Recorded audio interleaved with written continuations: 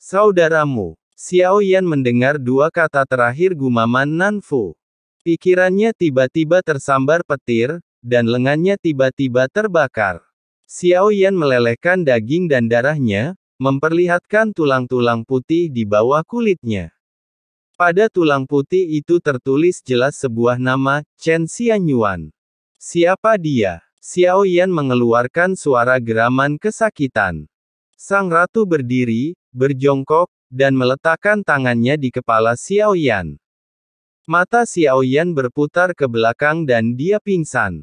Sang ratu sedikit mengernyit. Melihat Xiao Yan, yang pingsan, sepertinya dia telah pergi. Niat awalnya mungkin untuk memastikan bahwa tidak akan ada kenangan tentangnya di dunia, Xiao Yan sejak saat itu, dan dia tidak ingin menjadi beban bagi Xiao Yan, tetapi dia tetap meremehkan Xiao Yan. Dia tidak peduli dengan semua makhluk hidup. Pendekatan seperti itu hanya akan menjadi belenggu baginya.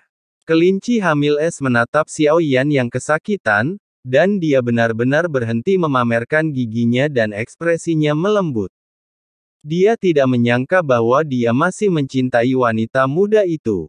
Kelinci hamil es berbicara dengan suara seolah-olah ratu anak dan Ye Beijing keduanya memandangnya. Apa yang terjadi antara dia dan tuanmu? Bisakah Anda memberitahu saya lebih lanjut tentang hal itu? Ratu langsung bertanya, apa yang terjadi? Apa yang ingin Anda ketahui? Tuan muda itu sangat mencintainya, namun tuan muda itu telah meninggal dunia sejak lama, hanya meninggalkan jejak jiwanya yang menantinya. Baru setelah dia tiba di alam Suanyin, wanita muda itu akhirnya mendedikasikan kekuatan jiwanya yang tersisa. Meskipun semua keberuntungan telah diberikan kepadanya, si kelinci es tidak tampak sebahagia sebelumnya. Ia kehilangan tuannya, seolah-olah ia telah kehilangan jiwanya. Kisah yang sangat menyentuh. Apakah dia bisa dianggap sebagai janda yang mulia? Mampu memenuhi keinginanku sepanjang hidupku. Sang permaisuri tidak menyesal. Sang ratu ragu sejenak lalu mengangguk. Selain itu, apa lagi yang telah mereka lakukan? Ye Beijing tampak tidak puas dengan jawaban ini. Dia belum mendengar apa yang ingin dia dengar. Bing Yuntu tidak tahu apa maksud Ye Beijing, dan langsung terdiam, tidak tahu bagaimana menjawabnya. Misalnya, pernahkah mereka melakukan sesuatu tanpa pakaian? Tentu saja ini benar. Apa yang aneh tentang ini? Bukankah manusia dan hewan perlu berhubungan? Kelinci hamil es tampaknya berpikir bahwa tidak ada yang istimewa tentang hal ini. Ia adalah seekor hewan, jadi ia tidak memiliki keinginan yang hanya dimiliki manusia. Sialan, aku tidur dengan hantu perempuan. Ye Beijing berkata dengan tidak senang. Mendengar ini, Bing Yuntu langsung menatap Ye Beijing dengan tidak ramah. Dia memamerkan giginya dan mengeluarkan serangkaian geraman rendah.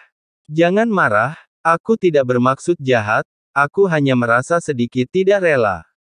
Permaisuri bernama Chen Xianyuan ini lebih baik darimu. Ye Beijing segera menoleh untuk melihat ratu, sementara ratu berjongkok di samping Xiao Yan yang tidak sadarkan diri dalam diam. Perasaan antar manusia tidak sepenuhnya diukur dengan keindahan, meski aku belum pernah melihatnya. Tapi menurutmu apakah buruk menjadi wanita yang pernah dicintai yang mulia? Ratu berbicara perlahan dan kemudian menyembuhkan tubuh Xiao Yan yang terluka. Dia tidak menyangka bahwa kemunculan kelinci hamil es akan membawa rangsangan yang begitu kuat pada Xiao Yan. Saya pikir Kailing akan menjadi rencananya, tetapi saya tidak menyangka Chen Xianyuan akan mati. Ternyata itu adalah perasaan yang tidak bisa dilepaskannya.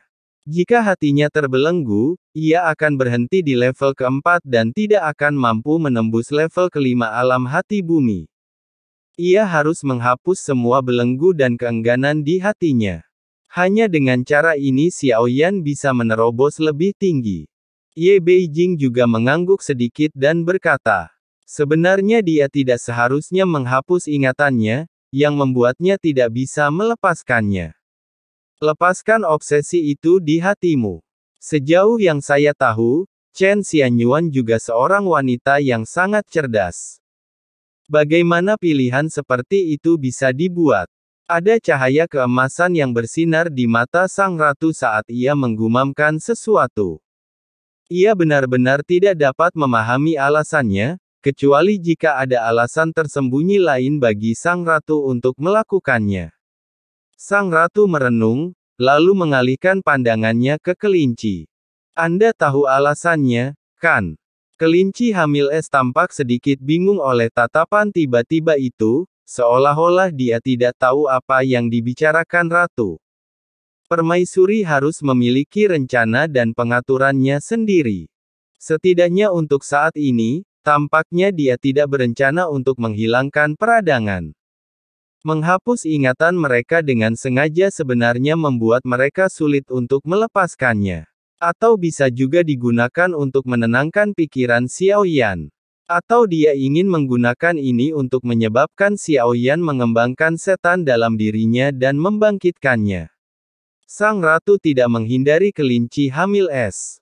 Ia mengatakan hal ini dengan sengaja hanya untuk melihat bagaimana reaksi kelinci hamil es, tetapi tampaknya si kelinci hamil es lebih bodoh dari yang ia kira. Tatapan mata pintar itu seolah-olah menunjukkan bahwa dia sudah lama tidak mengerti apa yang dikatakan ratu. Xiao Yan terbangun dengan kepala tertutup. Anda baru saja pingsan, dan ketika Anda membuka mata, Anda melihat ratu dan Ye Beijing. Xiao Yan mengerutkan kening dan menggelengkan kepalanya kuat-kuat. Rasa sakit seperti ini sudah pernah terjadi beberapa kali sebelumnya. Setiap kali setelah itu, aku hanya ingat sakit kepalanya tetapi tidak tahu mengapa. Ada ikatan di hatimu, tetapi kamu tidak perlu memikirkannya sekarang. Biarkan aku menyelidikinya. Namanya adalah kelinci hamil es. Perjalanan ini bersamamu. Sang ratu segera berbicara dan mengambil inisiatif untuk mengarahkan perhatian Xiao Yan ke arah kelinci Bingyun. Kelinci hamil es, nama yang sangat familiar. Xiao Yan berpikir lagi. Itu hanya binatang ajaib. Jangan kaget. Long Yi sudah tiba di Xiao Mansion. Kembalilah dan bersiap untuk berangkat sesegera mungkin. Sang ratu berbicara lagi, nadanya lebih berat, menyela pikiran Xiao Yan dan mengatakan kepadanya untuk tidak hanyut dalam ingatannya. Tatapan mata Xiao Yan tampak sedikit aneh, tetapi kata-kata ratu tetap membuat Xiao Yan merasa lega. Dia menenangkan pikirannya lagi, berdiri, dan mengangguk sedikit. Ye Beijing tidak banyak bicara. Dia hanya diam-diam mengamati semua hal aneh yang baru saja terjadi. Mengingat kecerdasannya, perlu waktu baginya untuk menemukan jawabannya. Xiao Yan kemudian meninggalkan paviliun Qianji bersama Ye Beijing dan Yi Yaobai, kelinci prajurit yang mengibaskan ekornya saat berjalan. Melihat punggung Xiao Yan yang pergi, sang ratu segera menulis sebuah catatan dengan pena dan tinta. Segera selidiki alam Suanyin dan semua yang terjadi setelah Xiao Yan pergi ke sana, serta situasi alam Suanyin saat ini. Apakah permaisuri menghilang sepenuhnya? Apakah ada kemungkinan generasi? Sang ratu menulis catatan itu. Segera digulung dan dibawa pergi oleh para pembantu. Isi catatan ini menyebar dengan cepat. Jaringan informasi yang didirikan oleh ratu sebenarnya melampaui Sensi. Munculnya wilayah misterius ini juga lebih buruk bagi pasukan Sensi daripada invasi Taixu. Hasilnya sulit diperkirakan. Di dalam rumah Xiao, wajah Long Yi dipenuhi dengan kegembiraan, dan senyumnya semakin lebar ketika dia melihat Xiao Yan, ayah. Tidak hanya Yi yang kembali, tetapi Yue Li yang mengawal Kailin juga kembali. Semua orang berkumpul di Xiao Mansion. Long Yi, Xiao Yan menepuk bahunya, lalu kedua pria itu berpelukan. Sudah lama sekali sejak terakhir kali aku melihat Long Yi, dan kau menjadi jauh lebih kuat.